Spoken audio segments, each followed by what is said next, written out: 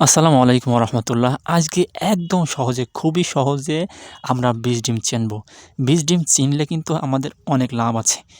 কারণ অনেক সময় দেখা যায় যে মুরগির অনেকগুলো ডিম তাওয়ায় দেওয়া হলো, কিন্তু কিছু ডিম আপনার বাদ পড়ে যায়। এখান থেকে বাবা ডিম হিসেবে যেগুলো সাব্যস্ত হয়, ওখানে কোনো বাচ্চা ফোটে না।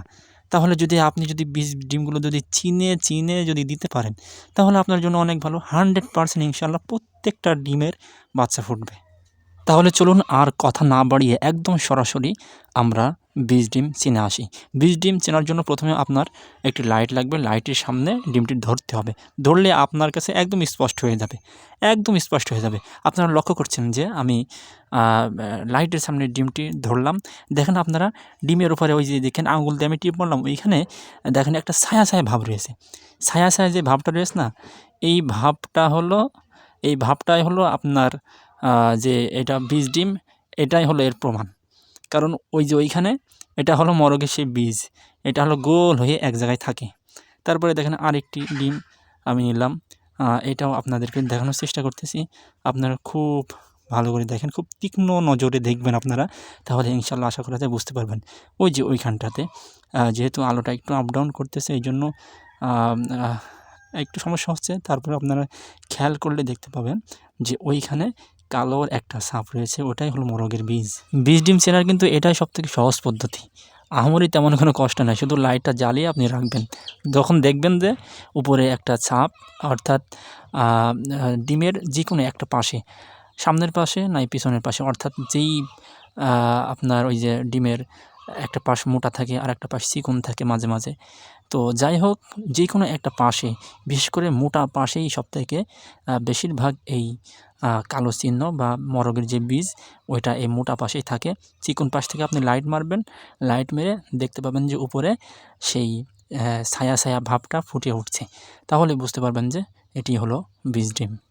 ছায়া ছায়া যেই ভাবটা, এই ভাবটা কিন্তু মাঝে মাঝে একদম সোজাসুজি থাকে, আবার মাঝে মাঝে একটু সাইডে থাকে।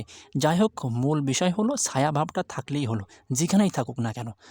এটা এরকম পাশে থাকুক বা আপনার সোজা পাশে থাকুক, লম্বা পাশে থাকুক, যেভাবেই থাকুক, ছায়া ভাবটা থাকলেই আপনি বুঝবেন যে এটা 100% এটা হলো বীজ ডিম। তাহলে এভাবে নির্ণয় করে, এভাবে আপনি বেছে বেছে পরীক্ষা করে করে যদি আপনি ডিমগুলো তাওয়ায় বসান বা আপনি যদি ইনকিউবেটরে দেন, তাহলে অবশ্যই ইনশাল্লাহ প্রত্যেকটা ডিমেরই বাচ্চা 100% ফুটবেই ফুটবে। আর ডিমে লাইট মারার পরে যখন দেখবেন যে যেগুলোর ভিতরে কোনো ছায়া নাই, কোনো আলামত নাই, কোনো কিছু নাই, শুধু লাল লাল লালচে ভাব ছাড়া আর কোনো কিছু নেই।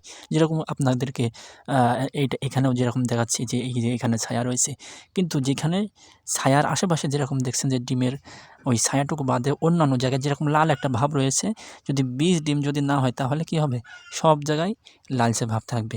তাহলে তো আপনি বুঝতেই পারবেন যে এটা বীজ ডিম না। আর এটা যদি দেওয়া হয়, তাহলে ফাও ফাও এটা ওই ডিম মুরগির নিচে বা ইনকিউবেটরে ওই একদম আপনার 20-21 দিন পর্যন্ত ওই রকম ডিম অবস্থায় থাকবে।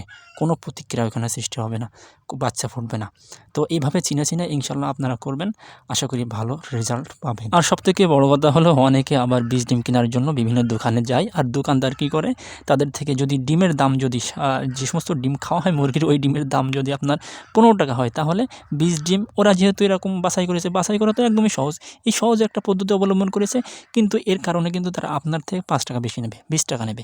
আবার যেইখানে ডিমের দাম আপনার খাবার হিসেবে খাওয়ার জন্য যেটা 20 টাকা, সেখানে হয়তো 25 টাকাও নিতে পারে। তো আপনারা খুব সহজ পদ্ধতিতে এটা ব্যবহার করতে পারেন, এই কৌশল অবলম্বন করতে পারেন, তাহলে অবশ্যই ইনশাল্লাহ আপনাদের টাকাও বাঁচবে এবং প্রত্যেকটা থেকে বাচ্চাও ফুটবে ইনশাল্লাহ। সকলে ভালো থাকবেন। আশা করি ভিডিওটি ভালো লেগেছে। ভালো লাগলে অবশ্যই লাইক দিয়ে দেবেন এবং ভিডিওটি বেশি বেশি শেয়ার করে দেবেন। আসসালামু আলাইকুম রহমতুল্লাহ।